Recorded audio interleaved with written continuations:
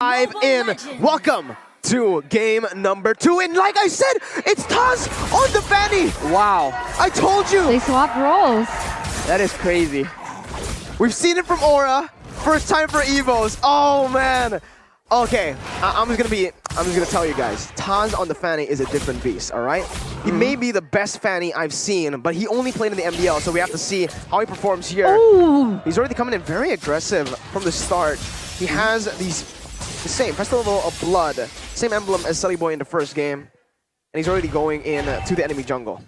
Exactly. Sally Boy pathing to secure his purple buff. It is critical, but you already see Dreams making moves right here. Boom. Oh my god, Dreams is able to get that hook onto Sally Boy, really buying so much time for their own respective jungler. And this is the aggression that they need. They need to be able to inhibit Alter Ego Esports from snowballing, and that's exactly what is being reflected with Dreams on this Franco. I think the really scary part from EVOS Legends is level 4 right later on. They have blazing duets, they can use the Chaos Order, they have the suppression coming in from from Franco, and if anyone gets locked down, Taz can just chop them up really quick. So Alter Ego have to play very safe in the early game, so it's a different game completely from game number 1. Yeah, Taz already going in for the cutthroat, and there you go. That's the damage coming in, but he misses the cable. Sully Boy is able to capitalize. The enhanced chain pops in. Sutsujin now going to be targeted down in the mid lane. Sully Boy picking up all the plays, picking up a double kill for himself. Alter Ego, 2 kills in the first 2 minutes. Taz, a bit too confident. A little bit too confident, instantly capitalized by Alter Ego, and that is not exactly what you want to do, especially giving someone like Sally Boy with the Killing Spree emblem all that. I thought Dreams was able to get that hook, but right now, talking about Alter Ego Esports, with that in mind, they're able to set up for this next objective a little bit faster, maybe waiting on the rotations from EVOS Legends to ensue and look for a pickoff on the board. Wow, that was just so aggressive, and it got punished really well. I think the movement from the members of Alter Ego was so good as well, you know, just dodging from the very last bit of the damage. And unfortunately for Taz, after a great showing so far, he got taken out, but right here he goes in, he goes for Pi, and he is still able to get out. Wow.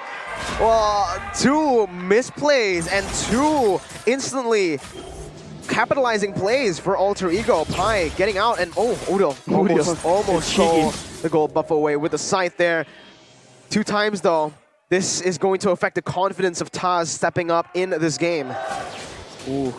Pi is just so good whenever he can actually assert his presence in the lane. And right now with Alter Ego, again, they're like burst, essentially. EVOS has more burst than they do, but they have better AoE card control. So Dreams can pick someone off, but in a all-out brawl, I think Leo Murphy has a lot more impact to provide. Oh, Tyrus Revenge and the Rage. Oh, wow. Say goodbye to Dreams, and now Taz trying to deal the damage once again onto the rest of the members, but Silly Boy engages onto Sutsujin, picking up a killing spree for himself onto Pendragon, dealing so much damage, and again the bouncing ball, no Taz! He's not going to be able to run away, he doesn't even get Leo Murphy, it's a disaster! Taz forced to back away, Alter Ego still left untouched, 4-0 as they pick up the first neutral objective. 1,000 gold lead for Alter Ego right now, and gonna be a little bit more with that in mind. And now it is EVOS Legends once again on the back foot. It's so difficult to see. It's very difficult even understanding that even if Taz wants to go in and contest these neutral objectives, the fact that Leo Murphy is in the area is gonna make it a little bit more difficult. Well, they also understand how to deal with a Franco, right? Before the Franco grabs you, you jump onto him instead. He gets absolutely deleted. That was a great coordination from Alter Ego Esports. They get a turtle, but now they don't have the same tools they had earlier to try and demolish these turrets. So EVOS Legends, they're still able to defend for the most part the damage coming in towards their structures. Oh, torn apart memory there by Nino. Clover also used the Blazing Duet. No engage just as of yet. Taz is in the bush though. Udil's gonna be there, and Dreams finds the hook, the body hunt as well. Udil taken down. Taz picking up the kill. Finally getting a kill on the board for EVOS Legends in the 4th minute of the game. Compensation by Dreams here being able to land that hook, and now what initially was a lead for the side of Alter Ego has diminished a little bit more, and now Dreams already trying to... Okay, no, he got it. I thought perhaps that Alter Ego stole that buff, but now we can take a look at the items. But before that, Sally Boy is going very aggressive here. He's just zoning the members away here. Leo Murphy also placed in a very good bouncing ball there to prevent Taz from going in. Flickers out. A very, very good objective take. And now we take a look at the items, Arashi. Half the C is already built for Taz, so already a lot more burst damage available to him. Udo with a concentrated energy rush allows him to have a bit more sustain, and I guess it's a good option considering his role isn't exactly an assassin. It's more of a DPS situation. For Nino though, Malefic Roar first item, interesting indeed. You would think he would want to go for a bit more damage first before going for penetration, but you know, Nino probably knows what he's doing on the marksman. Yeah, you can see here that the next turtle has already spawned in the Land of Dawn. Already Nino rotating towards that mid side, realizing that he does have that pressure on the bottom side because the tower is down. EVOS Legends already opening up the map, looking for perhaps an engage onto Pi before taking out that turtle. And here we go. Dreams instantly with a Bloody Hunt Flicker combo as he picks up the kill with the help of the Chaos Assault as well. Selly Boy, he jumps in onto the wave. No more follow-up for the side of EVOS Legends as he's able to clear out the waves. Alter Ego losing one member here right as the turtle spawns. That's a great pickup from EVOS Legends, knowing the exact moment to try and capitalize and make plays like that, using the flicker from Dreams as well. Lethal gets taken by Selly Boy, and Leo Murphy engages onto Taz. Oh, no, there we go. Tyrant's Revenge and the Rage instantly chained in with the Enhanced Chain. Pendragon taken low, still able to dodge away. Selly Boy going in for one more shot, finally gets the kill. Taz getting blocked by the bouncing ball. Alter Ego got another pick on the board. 1.5k gold lead, but no conversion onto objectives. Not yet, though. They do have a man advantage. They are signaling that they want to go in towards that area, but actually, Selly Boy is rotating in a different scene as well. Pendragon already up. Again, a 5v5 situation if he can get there on time. And Alter Ego Esports now, they have opted to start, or maybe just bait EVOS Legends first. If they go for a full-on 5v5 fight, Alter Ego has more AoE to work with. EVOS Legends, they have to play on picks because the Blazing Duet from Clover will not nearly be enough just yet. They did send 5 men towards the turtle though, so 2 members on EVOS Legends doing a lot of damage to that bottom side turret, although Nino is already down there to defend that. Again, Alter Ego. Very interesting, right? This is the refined version of Alter Ego that a lot of people have been expecting. The fact that they don't just go for fights here in the game. They like to play it objectively too. If EVOS Legends aren't baited to the fights, they use that pressure to take objectives, to force them out. So far though, the damage dealt by Axe shows that Pendragon and Taz have done the most damage, but it's about who you target. Because if you deal that much damage to the frontliners, it doesn't really matter. Meanwhile, Selly Boy, he has a few kills on his hands, but only 14,000 damage dealt because he targets the squishy members.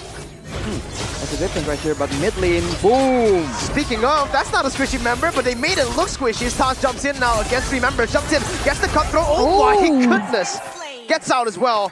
A 1-for-1, but Alter Ego are able to take the turret as well. So EVOS Legends still on the back foot. Alter Ego still with the better value on the trade.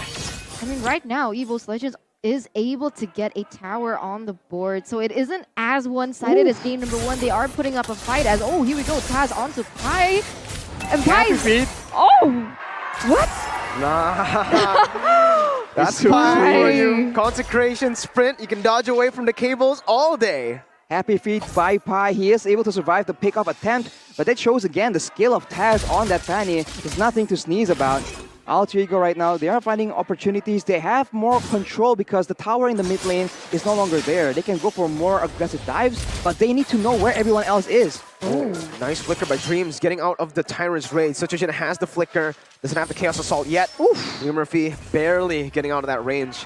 Player gold by Ube S Gold, though. Nino on top, Clover falling very, very near with Selly Boy as well, but wait.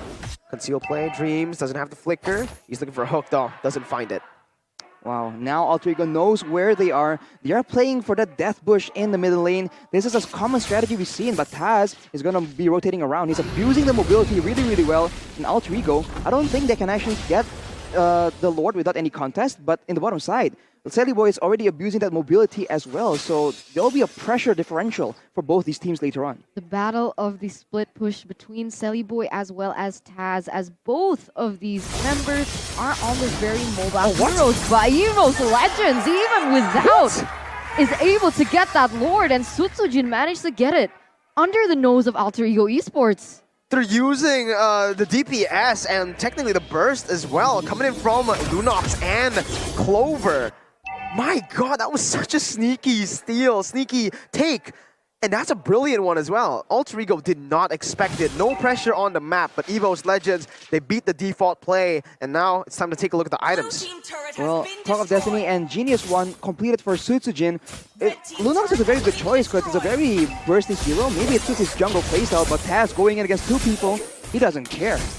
That was so brave. That was so brave. Under turret, 2 members from the side of Alter Ego Esports there. No problem, as now they're actually able to push that bottom side from the side of Alter Ego Esports. And now they're equal in terms of that tower, 3-3. I think the longer the game goes, it's going to be down to the execution. With that Lord, EVOS Legends were able to pick up multiple turrets, and so the control game now essentially is favoring EVOS Legends, but they only win, again, when Burst is involved. So if they can pull Alter Ego away from each other, they will have the advantage, because if they all group together, I think the combo and the synergy coming from Alter Ego, it's nothing new, right? We've expected them to be very good in those team fights when they are able to line up their skills one after another and go for those combos. Right now, it's looking it's looking way better for EVOS Legends actually. Yes, my goodness! Udil gets chunked there in the mid lane, right as we take a look at his statistics here on the Julian. He's still on 100% win rate, but that might change as the game goes longer. Claude and Lunox, Clover and Sutsujin here, they're going to be very, very scary with the items. Yeah, EVOS is playing the macro game so much better here. Alter Ego, they seem to be looking for combos, right? They seem to be sticking together, but that is exactly why EVOS Legends has the advantage. They can afford to send people on their own to each individual lane. Alter Ego cannot do that due to the threat of being engaged on. Here comes Leo Murphy. Leo Murphy with the Tyrant's Revenge, only getting the tank. Dreams there. Now Taz jumping into the back lines, going in for damage, and that is the combo wombo all the way. Taz just styling on everybody as he keeps on dashing back and forth, buying the damage, taking the time for Sutsujin to pick up a triple kill. The calm before the storm. EVOS Legends. A 3-for-1 trade there for the side of EVOS Legends. They're picking up the pace. Only Pi is left to be able to clear those waves, but unfortunately, it's not going to be enough. Remember, Sutsujin, when he's able to get those items, whenever he gets that tower spike already happening, you can see how much damage he's able to portray onto the members of Alter Ego Esports, instantly melting them away. EVOS Legends have taken that economy lead back into their hands, leading with 1,000. And the problem now for Alter Ego is Lunox and obviously the Claude. Thirdly, though, Leo Murphy needs to time the bouncing ball perfectly. If not, if he used it earlier, you see what Taz can do. That is insane. What even happened there? They just brute forced that fight away from Alter Ego and faced them at their own turf and came out on top. Pandragon right now has a lot of shields to work with. He is trying to zone, but the hook lands. Leo Murphy is able to get out of it. Power chain will knock Pandragon up, but conceal play happening from EVOS Legends yet again. Taz using the cable, zoning Alter Ego away. Pi jumping in once again. Sutsujin claims it. Sully Boy jumping over the Temple of the Blades, getting the kill onto Dreams. 1-for-1, a kill traded for a Lord. EVOS walk away with another value trade. Yeah, they don't want to go on to anything more. They don't want to give anything to the side of Alter Ego Esports to exploit. And already, we are going to take a look at the instant replay here by the Samsung Galaxy A series. Also begins with the Bloody Hunt coming in from the Franco, but Taz actually just goes around and around. And despite all the card control available to Alter Ego, they just weren't able to locate it good enough, and wow! What? What's going on? Nino out, 4 people taken out! Alter Ego, they only have 1 member in the replay. That's all it took. 10 seconds for EVOS Legends to dish out the damage onto the other members. It might be a 1 straight push here. Taz is looking for the base. He got the base turret down. Udil now in the midst of it all going in. His 100% win rate on Julian will fall. EVOS Legends equalize. It's 1-1 on the board. I got goosebumps. It only